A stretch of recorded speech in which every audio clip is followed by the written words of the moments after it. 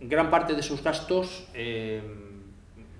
fueron, como diría yo, estoy ahora parándome un poco porque no sé cómo decir esto sin injuriar a nadie. Fueron, quiero decir, no fueron construyendo prácticamente nada. Se construyó mucho en torno a la candidatura olímpica, pero lo que se construyeron fueron urbanizaciones en Jaca y sobre todo a lo largo del Valle del Aragón, que fue cuando inició su caída a lo que es el marasmo, digamos, urbanístico, ¿no?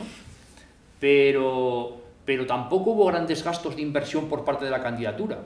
Yo he visto las cuentas, las he investigado, y la verdad me quedé perplejo cuando lo vi, porque aquello eran regalos, comidas, idas, venidas, hoteles.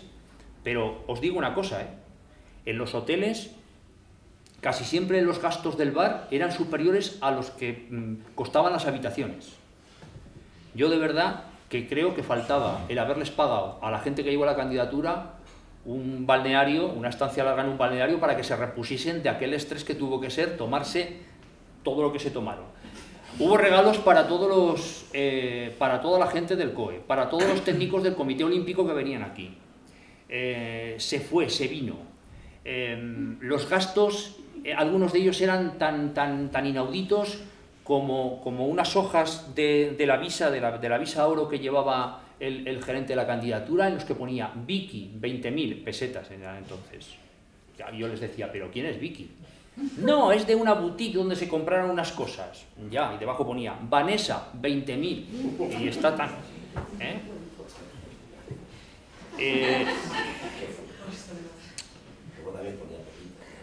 no lo sé, eran boutiques. Esto estuve publicando algunas cosas sobre todo esto en el Heraldo, y una de las cosas curiosas que surgieron fue que había un coche Opel Omega que lo usaba la candidatura, y el Opel Omega, cuando la candidatura fracasó, cuando no hubo Juegos Olímpicos, porque no se lo dieron a Jaca, en realidad no había ninguna posibilidad. En ese momento no existía ni la más mínima posibilidad de que le concediesen a Jaca los Juegos Olímpicos. Es decir, se cogieron 2.000 y pico millones de pesetas y se tiraron. Esta es la realidad, se tiraron. Bueno, pues el Opel Omega no había aparecido después de que se cerró la candidatura por ninguna parte. Y lo tenía todavía Garriga. Así que cuando publiqué que había desaparecido el Opel Omega, lo llevó por la noche a un garaje de Jaca, donde había otras cosas de la candidatura, y lo dejó allí. Pero luego, cuando se pasó el barullo, se lo volvió a llevar. Bueno, ha habido, como sabéis, luego, posteriormente, otras iniciativas olímpicas relacionadas con el Pirineo. Han resultado todas ellas muy complejas. Me refiero muy complejas en cuanto a que fuesen verdaderamente candidaturas tomadas en serio, porque la potencialidad, digamos, en alojamientos, en infraestructuras, en accesos, pues no era la que realmente querían el Comité Olímpico, ¿no? Entonces, siempre ha habido personas que han estado viviendo de esto. Eso es verdad, siempre ha habido personas que han estado viviendo, pues bueno, de las sucesivas candidaturas que van enlazando una opción, pues para dentro de 4 años, pues para dentro de 4 años, y así sucesivamente, sin solución de continuidad. Ahora ha emergido esta cuestión de hacer unos Juegos Olímpicos que partan desde Zaragoza, que de alguna manera se proyecten sobre el conjunto del Pirineo. Bueno, Samaranch, hijo, que ha heredado el puesto en el Comité Olímpico Internacional, el muy rentable puesto en el Comité Olímpico Internacional que ocupaba su padre, pues estuvo el otro día en Zaragoza, habló con los responsables de todo esto, con el alcalde, con los demás, y les explicó que varias cuestiones. Por supuesto, les dijo que hacer unos Juegos Olímpicos es un gran negocio. Él, desde luego, lo sabe perfectamente porque tiene un patrimonio y vive como un marajá. Y bueno, les dijo que es preciso contar con atletas. Claro, ¿cómo puede hacer un país, y concretamente un territorio específico de ese país, unos Juegos Olímpicos si no tiene prácticamente ninguna figura que compita a nivel de élite en ese tipo de actividad? Y lamentablemente España escasamente ha presentado en los últimos Juegos Olímpicos de invierno pues especialistas en muy poquitas actividades. en muy poquitas. En muchas de ellas ni siquiera estamos presentes. No hay grandes esquiadores, no hay grandes patinadores. Bueno, hay que formar, por lo tanto, atletas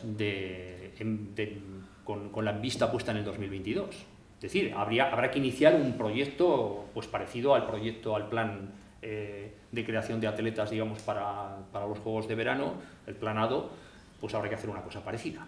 Segundo, hay que empezar ya a prefigurar lo que van a ser las infraestructuras más elementales de los Juegos Olímpicos. Es decir, tiene que haber ya pues, zonas en las que se pueda visualizar claramente un escenario para las pruebas.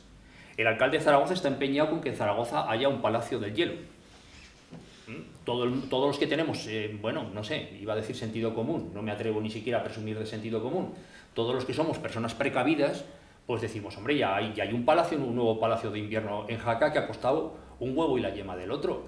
¿Para qué otro en Zaragoza? Pero si en Zaragoza no patina sobre hielo casi nadie, y el que quiera patinar, a lo mejor hay una veintena o una treintena de personas que patinan sobre hielo. Es decir, que patinan con una cierta gracia, ¿no? Vamos, que tienen interés en el patinaje sobre hielo. Pues que se suban a Jaca. Tampoco parece tan complicado, ya que vamos, no lo sé. El caso es que hay que hacer algún tipo de infraestructuras. Se está ahora barajando cómo hacer esto en un polideportivo, el Huevo, o hacerlo en otro sitio. Y en tercer lugar, hay que saber por qué se hacen los juegos. Es decir, hay que tener un argumentario.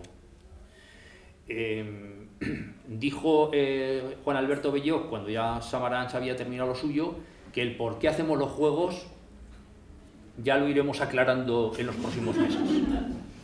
Pero que hay que seguir adelante con los juegos, porque forma parte de eso que yo llamo la eventología, ¿no? Es decir, el eventismo, el intentar hacer a través de sucesivos eventos de esta naturaleza, que tengan sobre todo proyecciones televisivas, es decir, proyecciones en los medios, hay que dar la sensación de que así se está modernizando el país.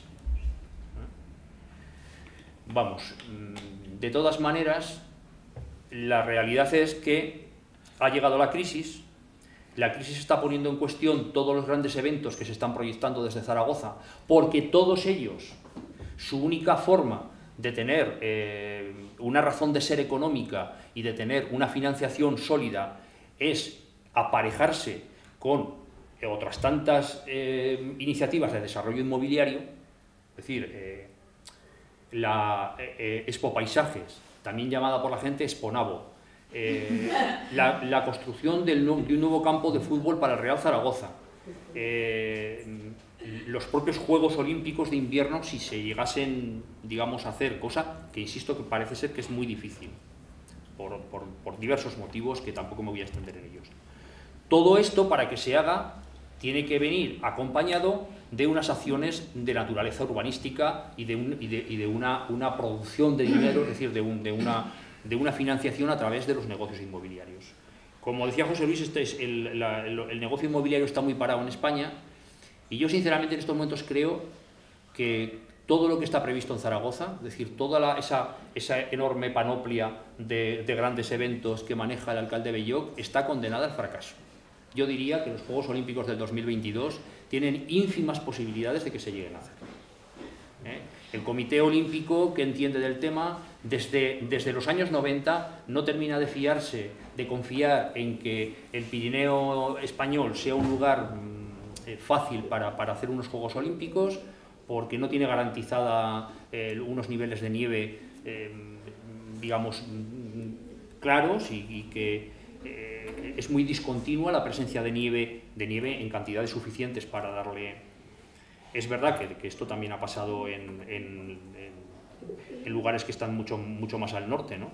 Que donde se han hecho Juegos Olímpicos que de repente se han encontrado con que tenían que tirar mucho de cañón de nieve porque la cosa no funcionaba. Bueno, yo creo que las posibilidades son escasas.